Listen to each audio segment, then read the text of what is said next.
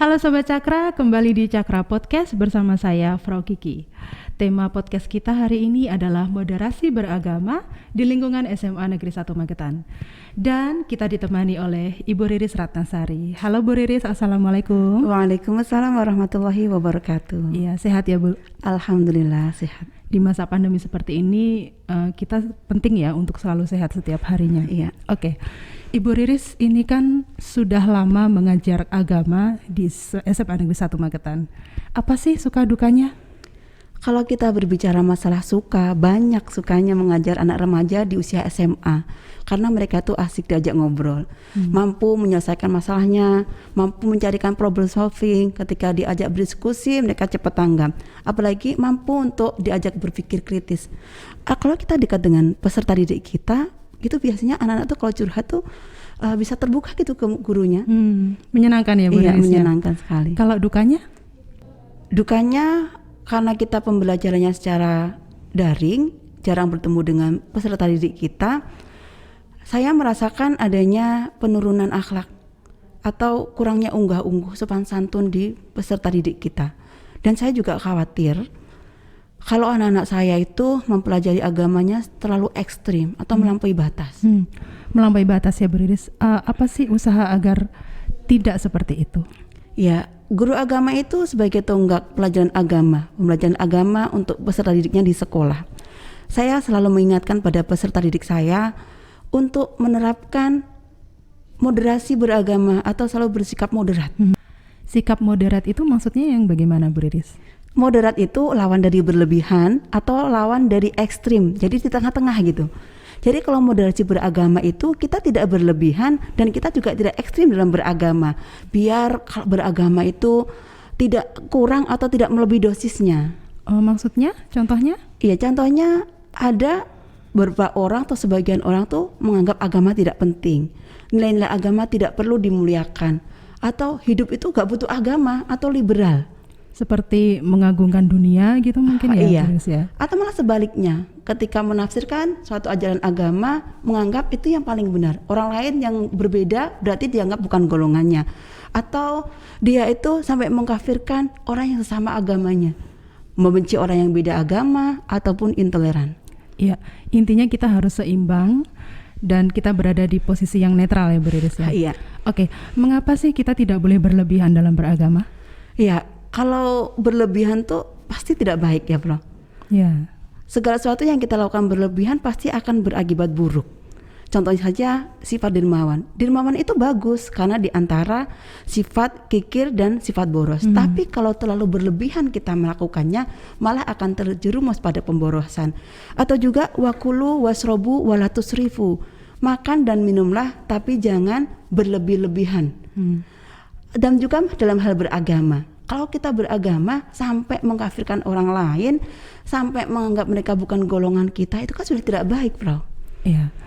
Bu Riris, siswa kita ini kan sekarang namanya generasi milenial ya. Bagaimana sih cara mengajarkan moderasi beragama kepada mereka? Moderasi beragama itu intinya adalah toleransi, saling menghargai. Jadi ciri khas moderasi itu adalah toleransi, saling menghargai, saling menghormati dan saling memahami orang lain. Contohnya di semasa ini ada multi agama ya, Bro? Iya, betul. Ada 5 agama, ada Islam, Kristen, Katolik, Hindu, Buddha. Untuk Konghucunya? Sepertinya belum ada ya? Iya, belum ya? ada. Iya. Dari sini perbedaan ini saya akan menjelaskan pada peserta didik saya bahwa kita itu berbeda agama, oke. Tapi sebagai status sosial, sebagai masyarakat bangsa Indonesia, kita harus sama. Karena kita di hadapan hukum adalah sama. Contohnya, sekolah kita ini memfasilitasi seluruh peserta didik yang berbeda agama. Semuanya akan difasilitasi. Contohnya, dalam pelajaran agama, saya akan mempersilahkan peserta didik saya yang beda agama untuk ke ruangannya mempelajari agamanya. Tapi setelah kembali, selesai pelajaran agama, silahkan kembali ke kelasnya masing-masing untuk mengikuti contohnya pelajaran penjas orkes. Di situ tidak mungkin kan gurunya akan mengatakan oke, anak yang agamanya Islam di sini, Hindu di sini, Buddha di sini gitu kan tidak. Saya akan menjelaskan bagaimana sepak bola menurut agama Kristen, bagaimana menurut Islam kan tidak mungkin. Tidak mungkin. Ya mungkin toleransinya seperti ini. Gurunya akan mengatakan di awal pembelajaran, baiklah anakku, sebelum kita mulai olahraga kita hari ini, kita berdoa sesuai dengan keyakinan masing-masing gitu. Itu namanya toleransi. Sekali lagi, berarti konteks dari toleransi tidak dalam hal teologi atau akidah. Sekali lagi, tidak ada toleransi dalam hal akidah. Jadi seperti agamaku, agamamu ya, Beris? Iya, lakum dinukum waliyadin. Iya, betul. Saya mempercayai Islam adalah agama saya. Keyakinan saya itu paling benar menurut saya. Tetapi ketika kita bertemu dengan orang lain yang mereka juga yakin dengan apa yang diyakininya, di situ tugas kita sebagai orang Islam, contohnya saya hanya menyampaikan saja. Menurut saya agama saya yang paling benar ini. Tapi ketika mereka tidak mau mengikuti kita, itu sudah hak mereka. Tidak boleh memaksakan. Baik itu dalam perkataan maupun perbuatan. Membuat mereka tidak tenang dengan keimanannya pun itu sudah tidak boleh. Oh ya.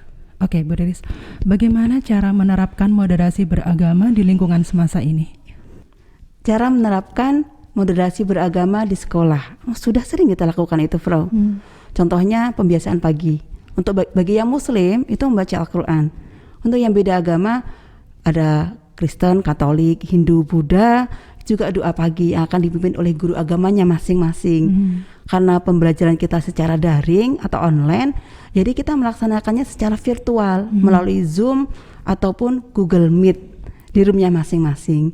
Yang kedua juga pelaksanaan upacara Hari Kesaktian Pancasila, kita instruksikan untuk seluruh peserta didik kita menggunakan pakaian adat seluruh Indonesia, biar menunjukkan kita ini berbeda, beda budaya, beda suku, ras dan sebagainya. Jadi kita menghormati perbedaan itu. Yang ketiga adanya fun camp, ada bakti sosial yang melibatkan seluruh peserta didik di semasa ini. Oh iya, saya juga ingat Bu Riris nih, di masa sebelum pandemi, sekolah kita juga mengadakan kegiatan buka bersama, halal bihalal, dan itu kita melibatkan guru yang berbeda agama dimasukkan ke dalam kepanitiaan. Iya, betul, ya. Betul. Oke, Bu Riris, di masa pandemi seperti ini kan kita jarang bertemu ya dengan siswa. Bagaimana sih kita menjadikan siswa itu menjadi pelajar yang moderat? Saya sebagai guru agama selalu mengingatkan peserta didik saya untuk menerapkan moderasi beragama, baik itu di pembelajaran online saya maupun di learning saya, bahwa menghormati orang lain, menghargai orang lain itu sangat penting.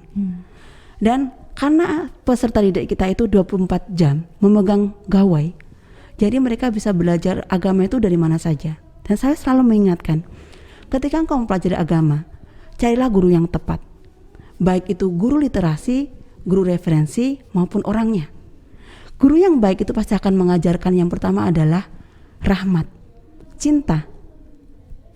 Tidak hanya kepada sesama manusia, tapi pada seluruh semesta alam. Yang kedua adalah akhlak, santun. Santun dalam berucap, santun dalam bertindak, santun dalam bermedsos juga. Jadi sekali lagi carilah guru yang tepat gitu.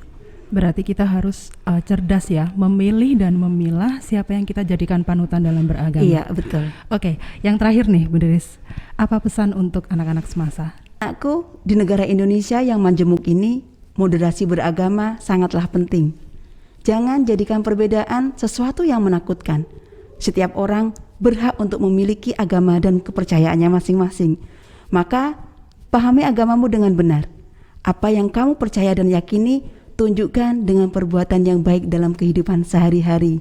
Untuk anak-anakku yang beragama Islam, mengapa kita setiap hari, setiap memulai kegiatan dengan mengucapkan Bismillahirrahmanirrahim, bukan Bismillah al-Adim al-Karim.